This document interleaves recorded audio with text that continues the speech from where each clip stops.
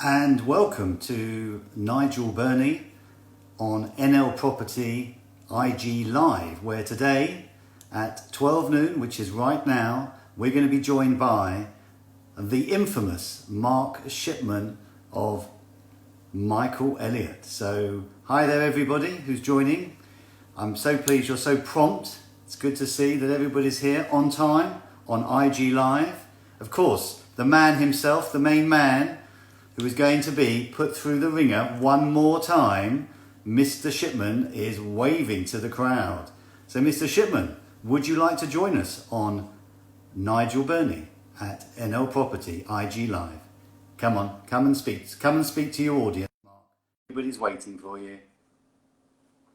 So, hi there, quickly to Imogen and Daniel and Howard and everybody. So, Mark, you're looking smart for a change. You've had a I'm in the office, back in the office. I knew you'd be in the office today. I knew you'd want to show off. I knew you'd want to show the audience that the man's back at work. He's back in his groove. Nothing phases the Shipman. So you can't hold a good man down, as they say. You can't. So let me give a 10-second. Last time I gave you a 2 or 3 minute introduction, but today's only going to be a 10-second. So Mark Shipman. Andrew Sonning, hello.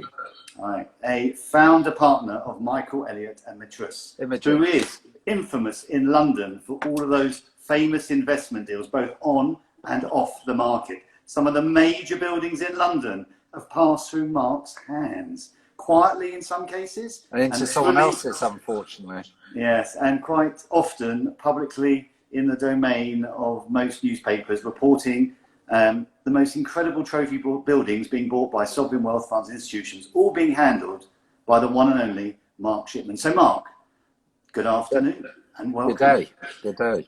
We changed the time, didn't we? It's 12 o'clock and it's a Friday, so no longer 3 o'clock on a Thursday for you, Mark. We thought we'd spoil your weekend, your normal long weekend, as you do, leisurely enjoying yourself on your I think you have me confused for yourself, as I'm a mere agent.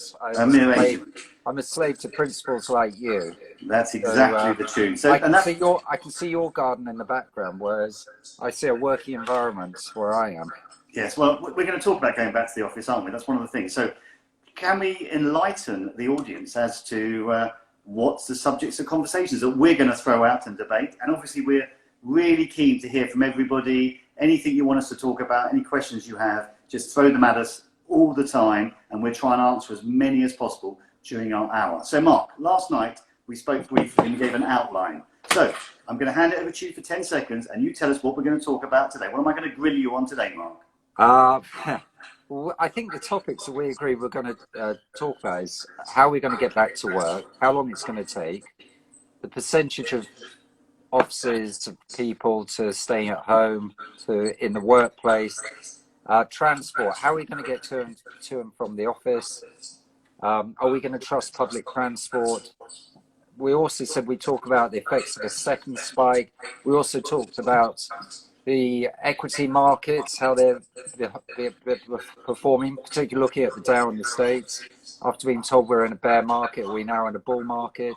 Talk about the effects of the Chinese government, the Communist Party on Hong Kong, and how they're imposing the universal tax system. They're talking about currency control, the effects of the London market, Far East.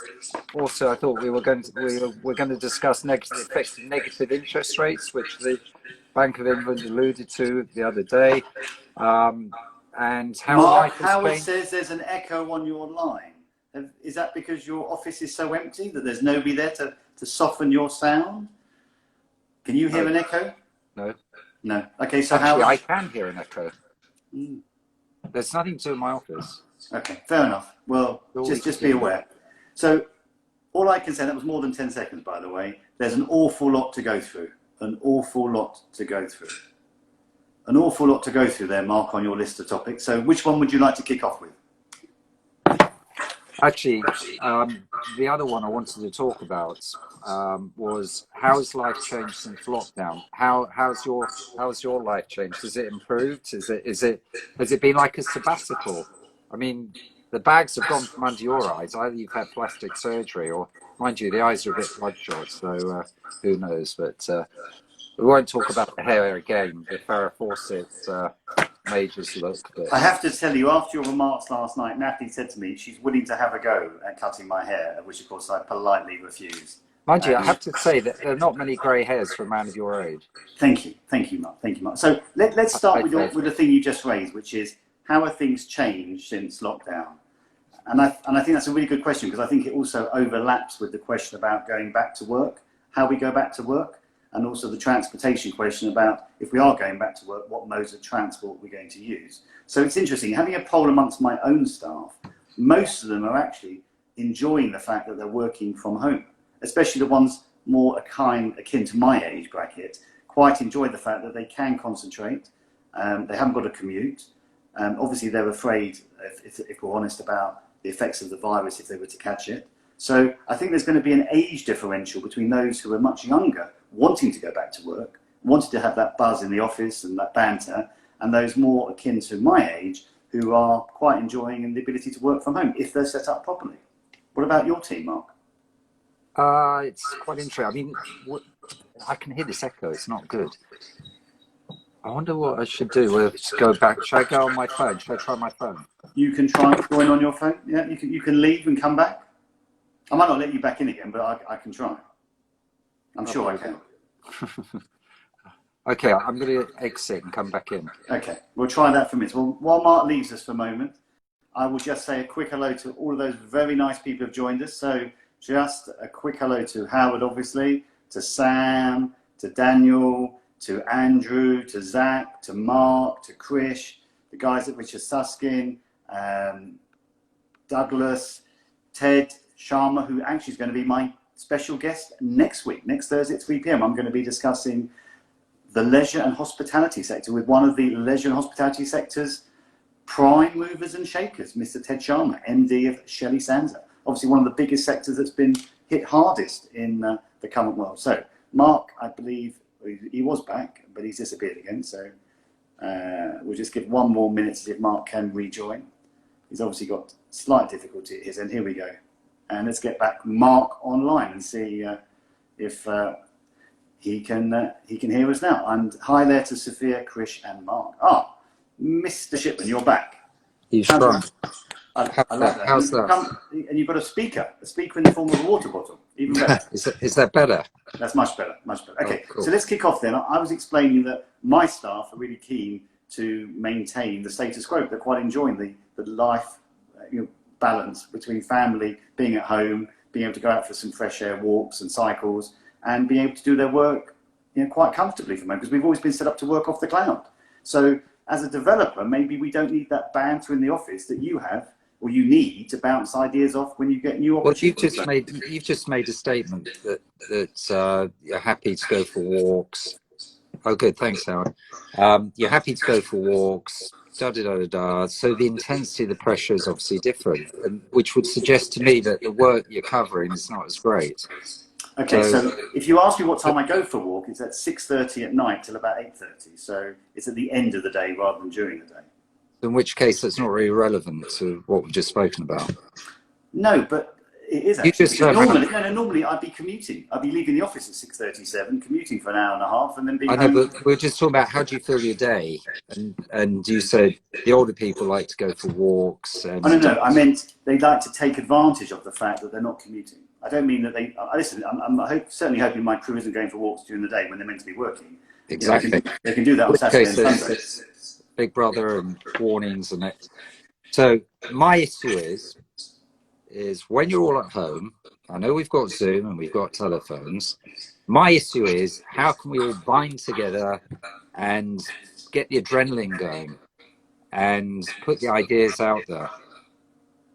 I think we're missing a lot. And the way I think we're all going to go back is they're talking about 2 meter distancing, maybe reducing to 1 meter. We've got perspex that has been ordered to put between desks that sit front on. And with the landlord, we have to work out how to enter the building, how to leave, how to use common facilities. And that's going to be the hardest thing, isn't it? One person at a time in a lift. Who's going to clean the lift after the first person's used it? Somebody goes and visits the kitchen. who's going to go and clean the kitchen? Who presses a lift button? Or do you immediately wash your hands afterwards? Yes. In the Far East, I've seen toothpicks next to lift buttons, and people press buttons using a toothpick. So all these things are issues. Obviously, the restaurants won't be open, so you get a takeaway. And at the moment, I noticed Starbucks and Pretz and people who are, well, certainly Starbucks, are serving people the door through a hatch. You order your coffee and out it comes. So Daniel here says, Mark, we are definitely not as productive from our homes. Would you agree? Has your staff been less productive during lockdown?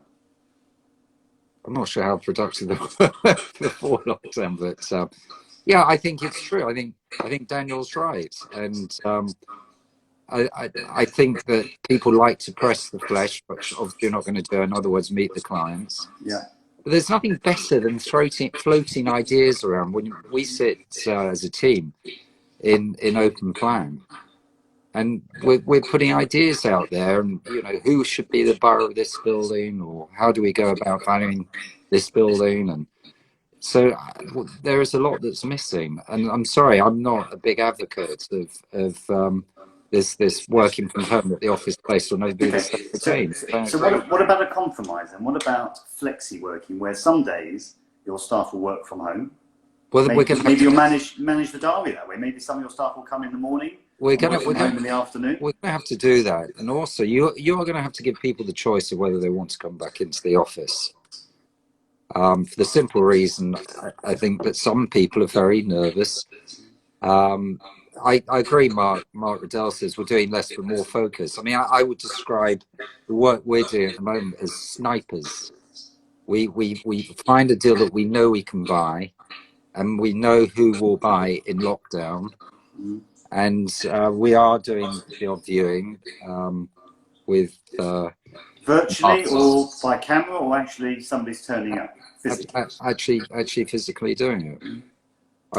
Andrew just said the bit that he obviously misses, and the bit that's keen in agency, is the ability to float ideas. Those accidental meetings in the street, which are a big part of the business. No, I agree. We've spoken about them before. How many deals have you done where you just stumbled into somebody? No, it's incredible. I work in the heart of Mayfair. I work in Hanover Square, so I've got Bond Street on my doorstep. So I walk or jog to meetings. And hi, Greg. And it's incredible when you meet someone. You haven't seen them for a while. It's a bit like MIPIM. Yeah. Actually, I can hear the echo again. No, don't worry about the echo. The echo's fine. I can live with the echo. So but Mark, isn't that the chance meeting is what it's all about? But always that short-sightedness of other agents who actually don't remember what you're looking for, don't keep you top of your mind. Isn't it sad reflection that you actually have to bump into somebody for them to remember how active you are in the market? I mean, we have that problem all the time because we cover so many different sectors that people say, well, what do you do? Well, we do a bit of healthcare, we do a bit of residential. They don't remember. Well, half their problems, they don't remember. I tell you what's different. If I bump into an agent in the street, hi Nathan. Nathan works with me. He does. I saw that. Sophia's joined as well. She works with me. So it's one apiece now. One apiece. So I'll give you an example. If you see an agent in the street and you're talking about, for instance, at this moment in time, I have a burning hot requirement from a very cash-rich client to buy a headquarters office building let for 5 years plus. He wants one single tenant, quality tenant. He's got a lot of money to invest. Now, if I rang up an agent, he might have something, but he might think, I'm only going to a principal, I'm not going to give it to another agent. Whereas if I bumped into that same agent in the street face to face, all of a sudden he may talk a bit more freely because I've seen him rather than on the other end of the phone. Yeah. I think you and I have discussed this before, and that is people are very happy to bang out emails. You're offering someone a property or send you a requirement by email. Well, let me tell you, it's very different when you get a phone call to a bland email. So I'm of that generation that I do not agree with sending out, whether I'm acting for you selling one of your properties, 3,000 emails on a MailChimp in the hope that someone has the energy and the wherewithal to read it and remember it and want to instigate it. But Mark, can I tell you something? This is an anecdote from my father's days. And by the way, I just want to say a quick hello to Nick Gilbert, who's a very big investor in Camden and around Hampstead. So, Nick, if you've got any questions, throw them at us. Perry, Holt & Co. Perry, thank you very much for joining us again. And Howard, Perry's with 2 R's, just by the way. But no, what my father used to say, Mark, and he obviously was in the business a long time ago, there is nothing better in our business than a phone call and arranging a meeting. Forget about mail shots. Forget, business is done because you know people, because you've got a network. Human interaction is very, very important. I mean, I think that's based around chemistry. It's based around trust. It's based around credibility. So Nigel Palmer, the famous Nigel Palmer of LSH, says, "I'm like Perry, bit of an old git." Well, Perry's a bit younger than you, Nigel, but that aside, there is insufficient personal contact and people rely too heavily on emails and not actually talking. 100%. Which is Nigel, which is exactly what I've been saying. And I just think it's easy to hide behind emails, and I think younger people do. I think that social media, full stop, as you and I know from our children, it's kind of, in a way, it's replaced the art of conversation. I mean, how many times have you seen your kids at the table, glued to their phone? Probably every single Instagram, minute. Snapchat. Yeah. I mean, the TikTok, Snapchat. you name it. Oh, we do sound like a couple of old dinosaurs. We do. But these 2 dinosaurs are talking on IG Live, so we're not too much of an old dinosaur. So 15 minutes have gone, Mark, 45 minutes to go, and we've only discussed one thing about going back to work. So I think the answer, or the conclusion we've drawn to, is people will do different things. Some will go back because they need to go back, they want to go back, they enjoy the company. Others will be scared to go back. I mean, that's why I've been back in my office. I've been back in this office, must have been 2.5 weeks now. And do you know what? I wish the most there's been 3 of us, which has been quite nice. I'm not unhappy to be on my own. I have a great view of a sunny day overlooking Hanover Square. I take great enjoyment bringing my cycling in on my Brompton. I'm extremely fortunate. I don't live that far away, so it's an easy You don't ride. have to catch the Jubilee line. No, I'm very lucky. Catch a bus. And I cycle to do these viewings, so I've been doing viewings as well. Okay. So let's move on to another question, only because I'm conscious of time. You mentioned transportation. Will transportation change as we go forward? Will people use the car more because they feel safer? Or will people just not come into town anymore because they don't feel it's a place they feel safe anymore? Well, here's the thing. So if you go and buy a car, it's got to be your own car. You need a parking space. Yeah. Are the car parks going to be full up? Congestion charging is off the charts. Like, what is it? £15 a day, 7 in the morning to 10 at night, 7 days a week. Ted Sharma is saying making a step change in remote working, which is good. Best for task oriented jobs. I agree. In other words, you could work from home, not disturbed by the phone or colleagues. Your head's down and you're completing a project. I agree. I mean, I could see myself, for instance, finishing on a Friday at lunchtime, or maybe the odd Friday not going in at all and working from home. We can all work remotely. We can get our emails done, etc., etc. So maybe the answer is 4 days a week in the office, 1 day. It depends what works for you, but I think it could change. It could change possibly for the better. But are you of the opinion, Nigel, that the requirement for offices will contract? Will people require less space? So will people find that they don't have to be based in London? Will they decentralise? Oh, hang on. That's another view. That's a real classic. That's a real classic chair. Do you like that? It is actually. That was taken in an office move from a previous office we occupied. Couple of questions that you raised, I'm going to answer. One, I think that things are definitely going to change. I think we've seen dramatic change affected, forced change because of the pandemic and the lockdown that's made lots of companies adapt, rethink. I think conversations I've been having with occupiers that we've created buildings for previously, they're looking at their staff, they're looking at which of their staff can remote work from now on, which of them they think are essential to come into an office, which ones they will offer some sort of flexible positions where they can come in certain days, certain times to suit them. I think there was a question raised about, is this the end of the suit and tie? I think people have definitely adopted to a more casual approach. I don't think it's stopped us doing business. I can't imagine going back to a suit and tie. I agree with you. Why would you want to put on a suit and tie? Maybe a shirt and some slacks is I fantastic. wouldn't mind, but most of my wardrobe's comprises of shirts, suits, and ties. But there we go. But it hasn't stopped people doing business. It hasn't stopped conversations taking place. No. So I think people have seen through the need to wear a suit and tie. If you I feel mean, comfortable wearing a suit and tie, if you need to dress up, great. If you I don't, tell don't you, worry about it. it's very topical talking about the air quality in London. So I, I, I, I love the way the environment's improved. Do you notice flowers are coming out to bloom different times? There seems to be more pollen in the air, which I think is brought about by less toxic exhaust fumes. Well, I think you're right. I mean, Nick's asked the question, how do you both feel about air quality in London? Will it affect investment assets in the next 5 to 10 years? Well, I mean, you tell me. there's been a big drive anyway for sustainability of buildings, green buildings, etc., etc. My concern was often looking at the major thoroughfares in London, the Strand, Marylebone Road, all those sort of streets. And I've got to watch what I say here because we manage a number of buildings in these locations. But what is the tenant demand going to be like, and what do they expect from their buildings vis-a-vis pollution? And accessing their buildings, do they walk to work? If yes, then you're walking through these locations, which we are all aware are quite harmful for one's health. But why can't Sadiq be, just different and actually say, I'm going to pedestrianise an awful lot of those roads, Oxford Street, Marylebone. Yeah, but he's trying to do that. He's increased the width of the pavements to. I know, but just take out the cars completely. Just use it for service vehicles only. Then people would feel comfortable coming back into town. Okay, but then you're also talking about the shoppers.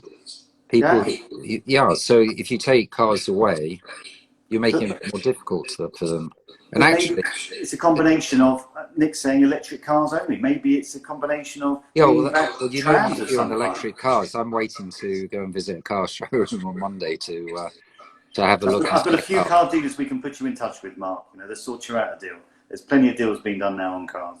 Yeah, no, I'm interested to hear, and and actually, I need some decent advice for an electric car, and I must profess I'm slightly more on the luxury end of electric cars. Which one's the best one? Which one's got the best range? And it's all about range anxiety. So yeah, feels. But the reality is, there's plenty of places. Squeaky bum time. Oh, your wife's just. Has she? Oh dear. Well, I have to watch what I say then. You're looking nervous now. I have to be very nervous. Porsche. Can we just address Lloyd's comment, which is you will have people taking less space, because you asked about offices. He says you have people taking less space and maybe do a staff rotation, maybe on part-time basis. For example, 10 desks, one team for 2 or 3 days, and then another team for the remaining days. What's your view on that?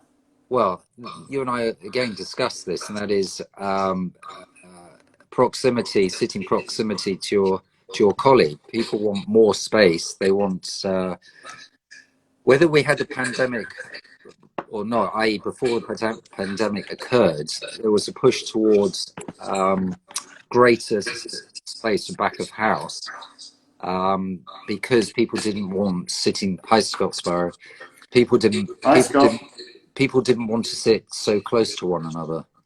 Correct. So I think you might find that space requirements remain the same, although people, I know there's a cost implication, but half the office will work from home and have a rota.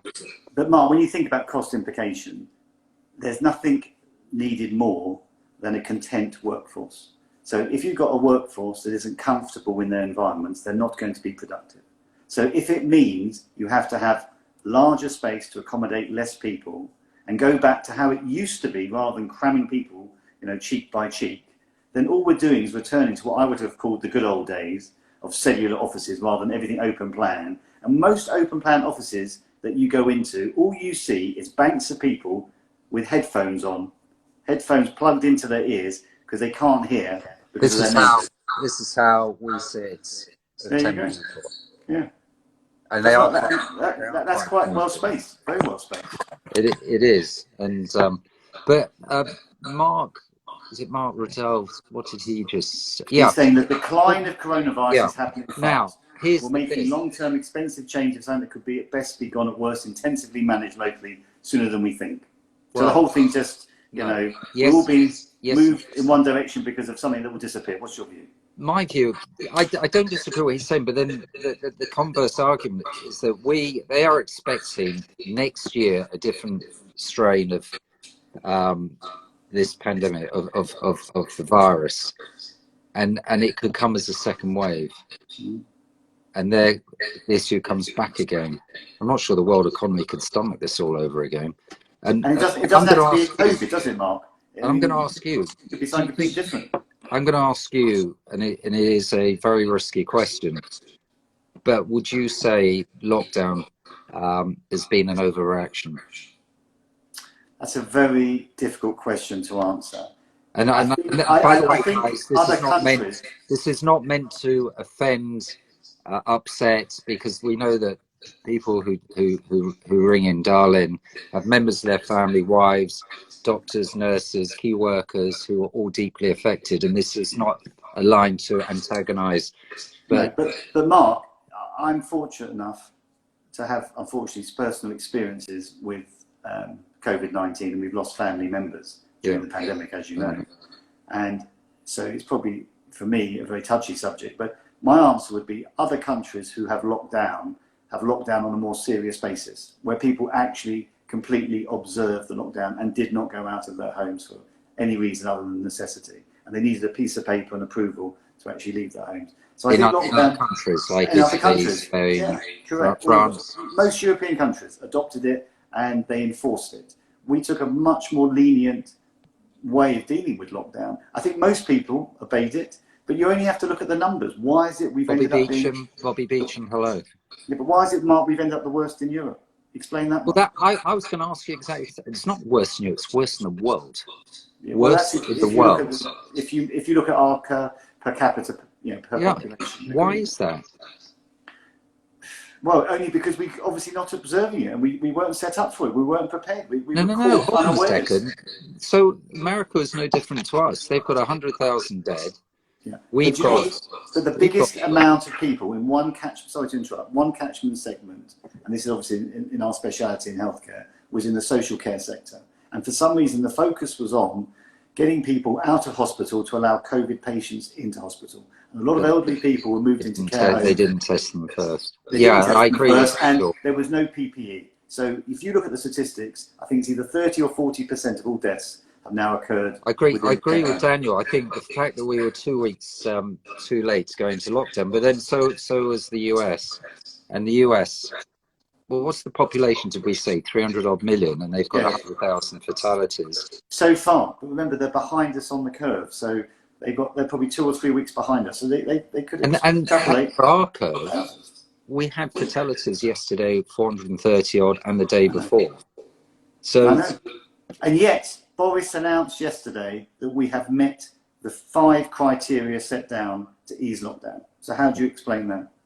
When there's still deaths occurring in the hundreds every single day, when there were still thousands of new cases occurring every single day, and now 6 people can meet as of Monday in the park or in your back garden. How are you going to police that? You can't.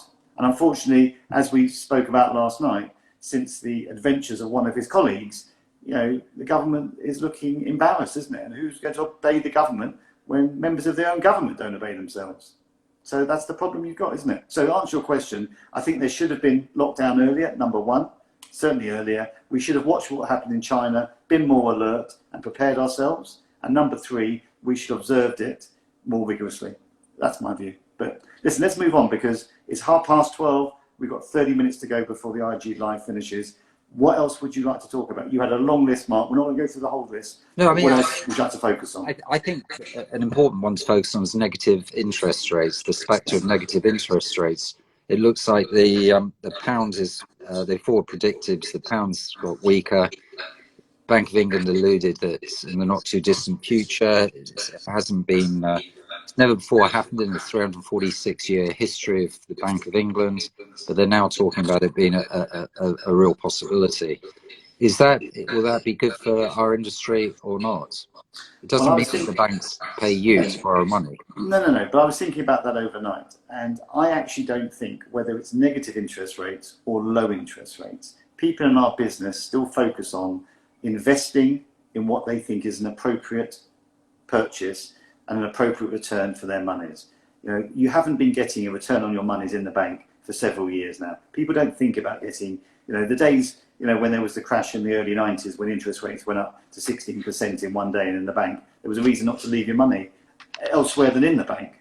But now, and for the last few years, nobody's done that. People have gone out and, I know friends of mine who've never been involved in property who own student accommodation because they think, do you know what, there's always going to be students going to university. I know people who bought buy-to-lets because, do you know what, in central London or next to a tube station, they can always rent out a flat and they can always get a return. Even if the return is very low, 2 or 3 or 4%, it's better than leaving. Okay, then answer me this. The government have just done a sale of 3-year gilts. Do you know what the coupon was on the 3-year gilts? I hate to think, tell me. Minus 0.003%. And how many people bought it? £3.4 billion worth of sales. The government raised 3.4 billion. What does that tell you? Tells me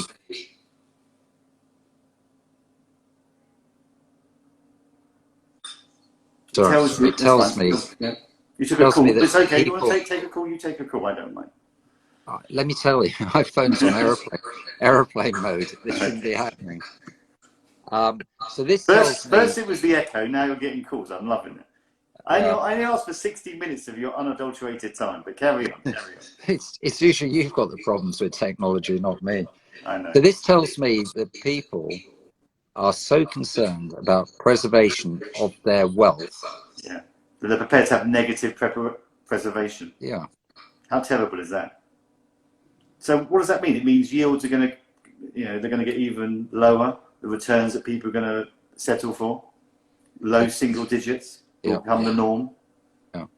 So the question I wanted to ask you, Mark. Which then, sorry, before you ask me the question, which then it possibly shows that there could be further yield compression. Hi, Vicky.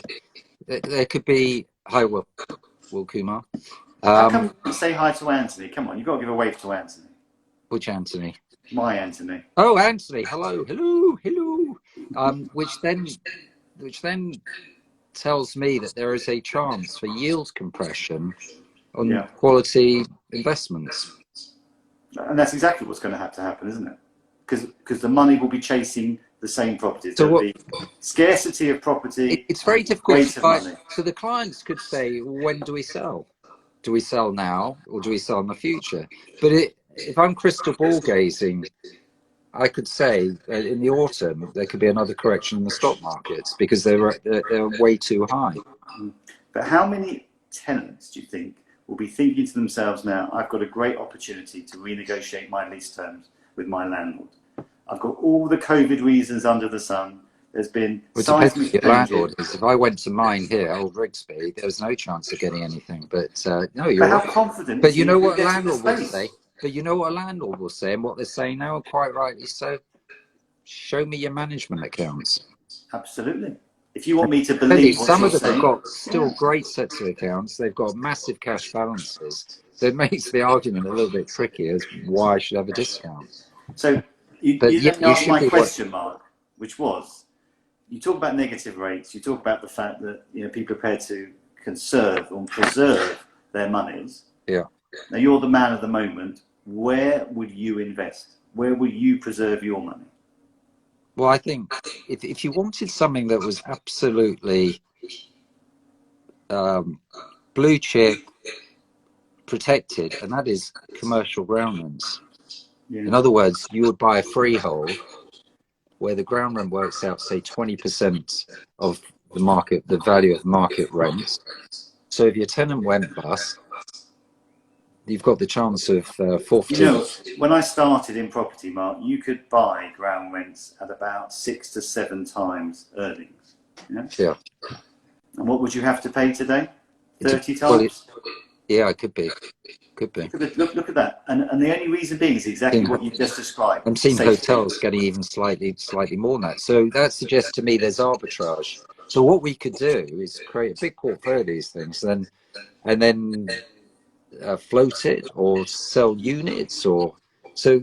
So if you ask me, where is the safety? I'd say a commercial ground rent, and then next from that, I would say buying properties on tube connections. Yeah. Accessibility. Elizabeth Line, obviously. I mean, the figures of going from my office here in Hanover Square out to Heathrow, apparently it's like 15 minutes. Listen, Nigel's I could asking a go for question. lunch and spot planes, then come back, have a sandwich, spot a few planes, come back, hey presto, great And day. now we know what the famous shipman does at the weekend or in the evenings or even during his lunch break. He's a plane I spotter. There's nothing wrong with a was plane never a spotter. train spotter, But you can be a plane spotter. But unfortunately, you won't find many planes flying at the moment, so you have to have a long day waiting just for a few takeoffs. for goodness sake, I challenge you to find an Elizabeth line going as well. And when's it going to start? Who knows? Exactly, absolutely right. So Nigel Palmer of LSH has just asked, how can we actually tell what a good covenant is these days? Which is a great question. You've got companies out there turning over hundreds of millions who are begging their landlords to renegotiate their level of rent or to give them a payment holiday. Who is a good covenant? Who would you be willing to recommend as a covenant today? Obviously the government quangos, possibly local authority. I've never seen a local authority be allowed to go bust, so I would say local authority. I mean, I'd turn the question back on you. Which share are you happy to buy today? A bank? I'd take a bank as a major clearer as a tenant. You're going no? Why? I'm going no because, listen, I've dipped in and out of bank shares for the last 10 years. Yeah. And every time they seem to make a recovery, another issue pops out of the equation. And they're not really making any money, are they? So, and the challenger banks are doing a better job than the mainstream banks. No, but you missed my point. If I had a mainstream bank as my tenant, why wouldn't I be happy with that? When? Oh, so I thought you said would you be buying their shares? No, I meant sorry. Then going back onto there, we're talking about a bank as a tenant. Well, I definitely take RBS. I'm just thinking, I just shot myself in the foot with Bank of Scotland, and what happened to they never dumped when Bank of Scotland HBOS merged with Lloyd's. They didn't dump leases. They didn't walk away from their rental commitments. Yeah, yes, but most banks have had to go through, because of European legislation, they've had to go through reorganisation of their branch outlets. So if you look at the number of branches that were available previously compared to pre-pandemic, but interestingly enough, the pandemic has moved everybody, or most people now, to internet banking or telephone banking at the worst. So the banks have got a great opportunity to turn around and say, we don't need our high streets anymore. What do we need high streets for? Nobody wants to come in, nobody wants to go to the high street, and we don't need to staff it, we don't need to have the obligations. Let's get out of them. So I can see an awful lot of those retail units coming to the market. Sorry, I was referring to big office buildings. But no, I know you were, but I was just thinking about it. Thinking, that's another knife in the back for the retail, isn't it? Yeah. Because if everybody's moved to internet banking or telephone banking, why do you need to go to the high street? People have survived for the last 2.5 months without doing it. Would you have a university as a covenant? Definitely. Yeah, so that's one we like. And healthcare. I'm big on healthcare. Healthcare is great because what? We're getting older. The whole population is getting older. Speak for yourself. Listen, I can tell you the stats. There are already more people aged over 65 than there are under 21. And soon there's going to be a doubling in the next 10 years of people aged over 70. A doubling of those aged over 70. No. So that's why we're busy building healthcare schemes, care homes, assisted living all over the southeast, because there's a huge demand and there isn't a quality product. And what's also interesting is COVID, because of the old style homes, the mum and pup operations, they haven't been able to segregate well their residents, and they don't have the facilities to cope with a pandemic. And unfortunately, a lot of those buildings will have to cease trading or are having great difficulties at the moment. So there's more opportunities. That's my plug for the day on healthcare. So anybody out there who wants to offer us sites for healthcare, happy to talk. So and Nigel Palmer's back again. No foreign students. So isn't there a big risk on the income for your student digs or for your universities? What's your take on that, Mark? Well, it's not going to last forever. I mean, it's a year. I think it's a year of pain for universities and learning establishments, private schools, boarding schools. It's really bad. But we've got to live through it, and we'll battle through it. I mean, it was at Cambridge that said they're not going back to next year. They're going to do online lectures. Was it for a year, or is it till? No, for the whole of next academic year. And so it's interesting. So our son Alex is at Reading, and he's actually gone back to his student digs to finish off his exams for this year. And there's nobody there. You know, he's one of very few people. Everybody else has stayed home or gone back home to wherever they were living before with parents or back abroad. But I don't think the younger people at university are that fearful of the pandemic and COVID. I think it's the lecturers more akin to our age who are probably keener to do virtual lectures and seminars. But I think, you know, Mark Modell said it earlier, you know, are we overplaying the whole thing? You know, is this just going to phase out as soon as there's a vaccine? But who knows? We don't know when there's a vaccine coming forward and if it's going to be successful, and even if the virus changes. So I think there's going to be a lot of flux, certainly over the next few months and maybe over the next couple of years, which comes back to property investment, Mark. You know, most people are tuning in to know, where should they be investing? What will you be telling your clients? I mean, Mark Goldbart's just made a reference to his site. It's a good site, West Heath Road, Hampstead, where he has a school. I'm just wondering whether his school is gone. The fact that he's asked everyone if anyone wants to buy it. No, I think he was asking me if I wanted to buy it. Hang on, you can't offer it. Mark, you going no. Mark to offer it to me, or Mark's one of my oldest mates, a client. When I signed up to this, That's right. But my question: education's not been your thing, has it? Have you ever bought a school? Yes, we have. Then I would say we've worked with a number of schools. In fact, we're working with a couple of schools at the moment to do some retirement villages. Yeah, I mean, education. You're getting the whole end of the spectrum. You're starting educating them all through to their senior years under one roof. Intergenerational, Mark, is the buzzword. And I have to tell you, if you go to Holland, especially, they've been into intergenerational living for years, and it works because, you know, the older people get the engagement with those at nursery schools and primary schools. It happens anyway. How often do nursery schools and primary schools go and do their carol concerts in nursing homes? So the idea being that if you all live in a similar community, you get that, they get that interplay between experience at the older end of the equation and the youth and the fun bit at the younger end of the equation, and mixing it together gives you a community. And that's one of the things that we've been missing.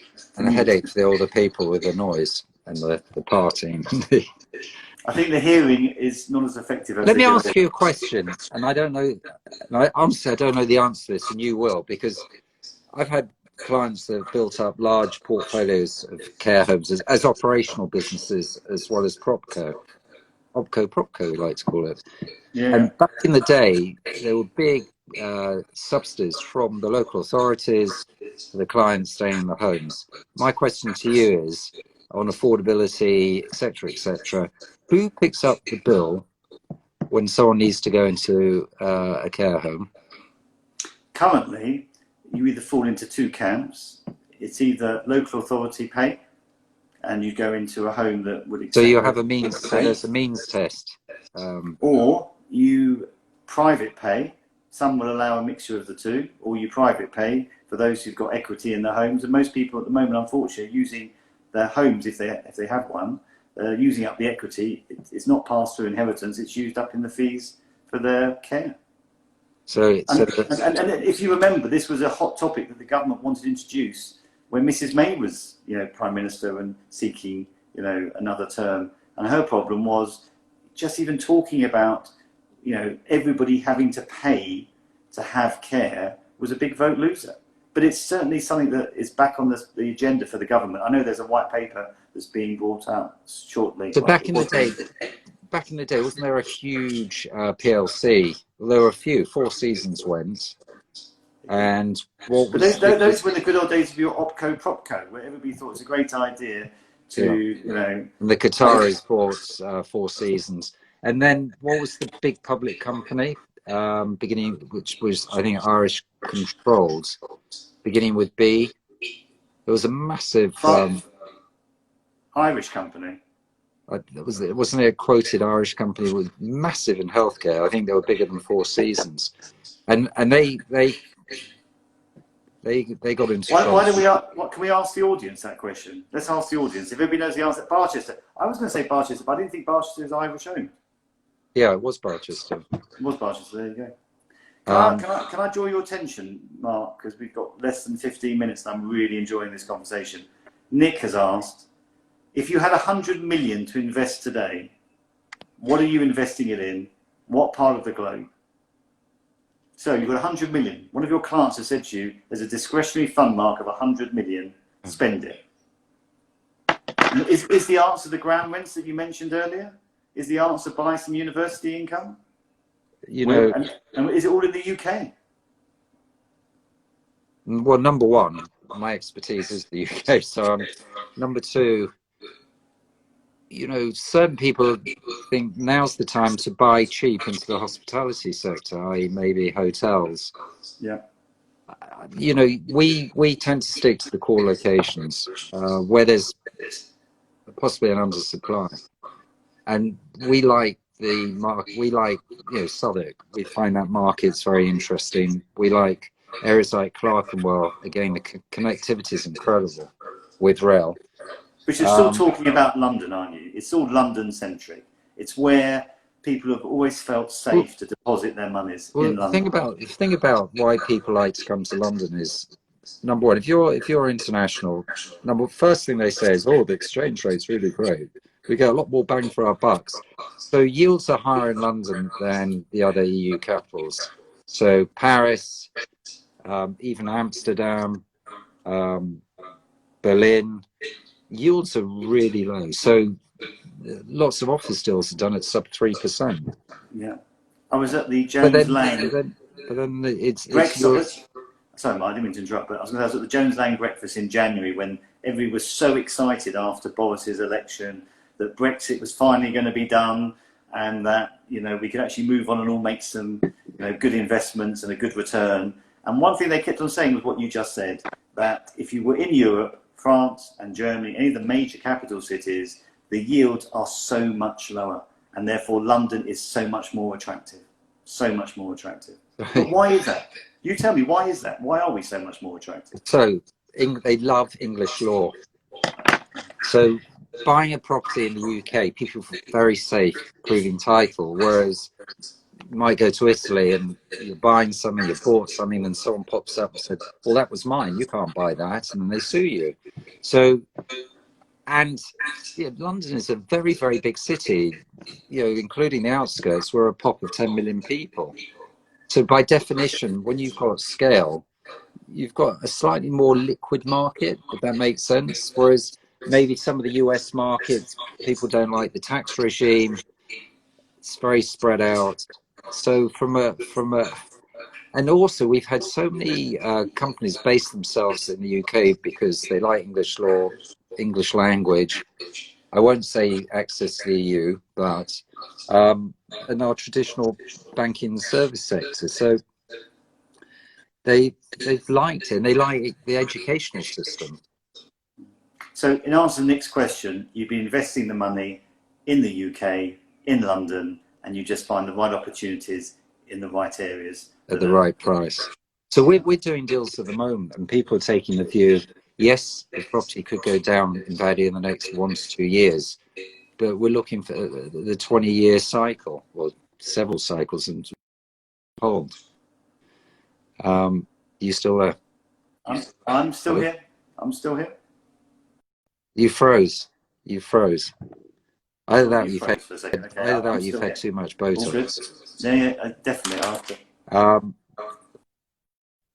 So from that point, and yes, I get him from it intergenerational, the last 500, and actually talk about to get into the Indian community. I think it's amazing that families warm, close, and together. Is that you or me? I'm still here. I'm listening to you about intergenerational families in India. I saw that. Yeah. I I saw know that it's comment. really I think strange that's what's absolutely right. I wrong think with you keep I think a lot of you keep. I'm hearing you loud and clear, and you'll keep on moving your phone. Can you see? Can you see me? I can see you perfectly. Okay. So have people got other questions they want to ask? Distressed. I have distressed situations where I'm being instructed by LPA receivers, which is an interesting position. I've had work in the banks work out mortgage in position where the banks want the money back.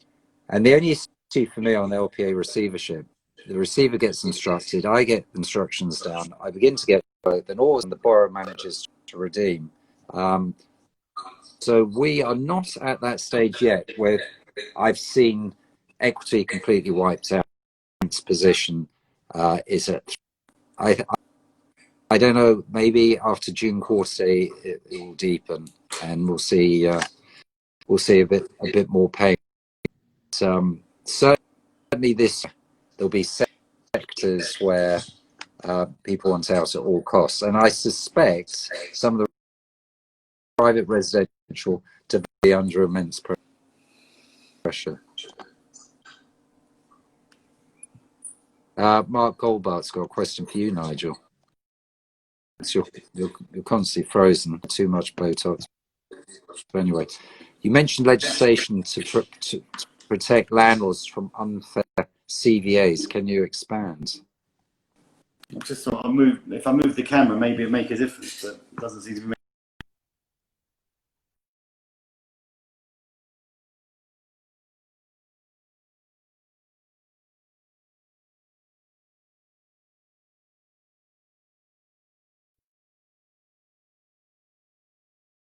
The most interesting play, talking about CVAs, is the Nick Leslaw position and other landlords of Travelodge.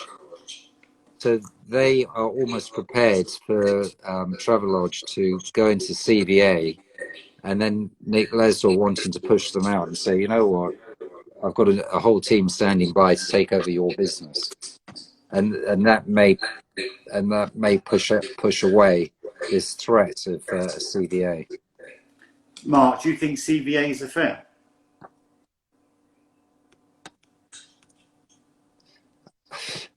I have seen CVAs used in the past as a way of protecting and enhancing the operator's business. So the question is, when times are really good, does a landlord do that well from his tenant? Yes, he fights tooth and nail to get an increase on rent review. I mean, it goes back to what we first talked about, that should we be charging rent as base turnover, rent related to profit? You know, how could it work? But every which way at the moment, the landlord comes across as a wicked person. We often do get tarnished with that brush, but the reality is we're the ones who are providing the buildings and the opportunities for the tenants to occupy in whatever sector that is. And without landlords, you don't have a business. So, right. And if all the tenants want to be landlords, there's nothing to stop them. They can buy their own buildings if they want to. I'm hearing the government criticised for taking the side of the tenant against the wicked landlords, and the cost of the bailout of the tenant is often massive. Well, it'll be interesting to see what happens on June quarter day. We've said that before. Nick says we really are nice guys. Most landlords are really keen to have great relationships with their tenants. Yeah, to make sure their tenants actually. You have to. Of course you do, because it's a partnership. It's not in our interest for our tenants to have a business that is failing, to be paying too much rent that they can't afford, because the last thing we want is a vacant building. I mean, that doesn't help anybody, does it? Doesn't help anybody. So, Mark, I'm conscious that there were 5 minutes left, and I'm sorry about the IT, because I think the IT for the last couple of minutes. You haven't been putting money on the slots, have you? I obviously haven't. It's because my tenants aren't paying the rent, so I can't afford to put the money in the meter, obviously. In the last 5 minutes, what subject would you like to talk about? You mentioned the Chinese before and about what's happening in Hong Kong. Obviously, there's a lot of investors from Hong Kong who both buy residential and commercial property in England. How do you think that's going to be affected going forward? Well, I can understand the fear factor in Hong Kong of they were supposed to hand over full autonomy to autonomy went was supposed to go in what 27 years time, so China was supposed to have taken over, and it's obviously been rushed through now. The fear factor for the people, for their wealth, for their liberty, for this, for that, it must be horrendous. We obviously see a wave of money from Hong Kong now. They're a bit nervous to be publicly seen to be buying some of them. That Chinese could then come after them because they were warned not to keep taking the money out of Hong Kong. So that they want to divest enormously. The knock-on effects would be, I would imagine, valuations going downwards on these big towers in Hong Kong, Yeah. as the Chinese look to. I mean, it's trust is trust going up. I was reading the papers today about Volkswagen with their electric Yeah. car manufacturing in China, and that they were buying out 100%, so they're 100% owners in China. No Which is weird partners. because normally they have to be 50% owners. Yeah, I think they just invested, was it $3 billion or $3.4 billion? And would you say there's a bit more of a distrust of the Chinese? I certainly think a lot of people are thinking long and hard about a future relationship being so dependent on each other. I think the dependency, the fact that everything has been made in China and that we're relying upon them to export everything that we need, I think there will be a return in some part. And you heard it yesterday from Boris that he's been awarding contracts on PPE across the whole of Europe and including to companies in the UK who are manufacturing in the UK. So I think there will be an element of wanting to have our own capacity. Did you also see the news yesterday that it's come out that Tesla are looking to build a 4 million square foot giga battery factory, and they're looking for a site in the UK at the moment? So I saw that as the UK government, not Tesla. Well, I think you'll find it's probably going to be linked with Tesla, is what I understood. But you may be right. Maybe I misread. Yeah, but I also see, you talk about PPE, I see a huge amount of orders come in from China. But then I put it to you, would you pay more for food and produce in your supermarket? Would you pay more to have it grown here or imported, full stop? I think the reality is we have the issue of climate emergency, which is the biggest issue of all. It's much bigger, if we're honest, than the pandemic that we're facing now. We're talking about complete global change based on climate. Yeah. And sustainability, we look at it in building, in the built form always when we're constructing a new property. And I think it's imperative that we look at sourcing produce locally. I mean, even if there's a cost to it, because that's sustainable to the world. Jumping back, Vicky's just asked, what are our estimates for June quarter's rent collection? Less than 50% will be paid. Wow. That's my big fear. I think June quarter will look twice as bad as what I think we got in about 80%, and the problem wasn't the offices, the problem was the retail. But for us, so Mark, I don't want to upset you, but the clock's just appeared on my system to tell me we have 1 minute and 50 seconds left before. Okay, what's your favourite film? My favourite film, I've decided, is The Shawshank Redemption. Good choice. Classic. Good choice. Good choice. A really good film to watch. And favourite book? Favourite book. Oh, there are so many favourite books. Okay, what was the last book you read? The last book that I read, actually, at the moment, is actually A History of Jerusalem, which is really fascinating.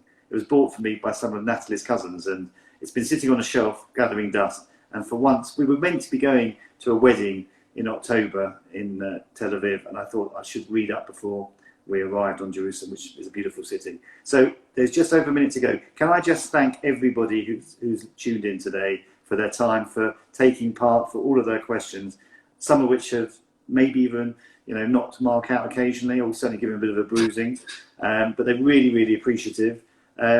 will Spurs beat Chelsea to the Yes, Champions League? yes, Sonny. Without a Anderson, shadow without of a a doubt, doubt. up the Without a Spurs. shadow of a doubt, Up the Spurs. Chelsea will be finishing on top of Spurs for another season. Another season. As Mark knows, being a Spurs fan is not an easy ride. No, The pandemic's one thing. Being a Spurs supporter is something completely different. it's like the pandemic sporting Spurs, I've got to say. It is. So thank you, Scott. Up the Chelsea, exactly. So Mark.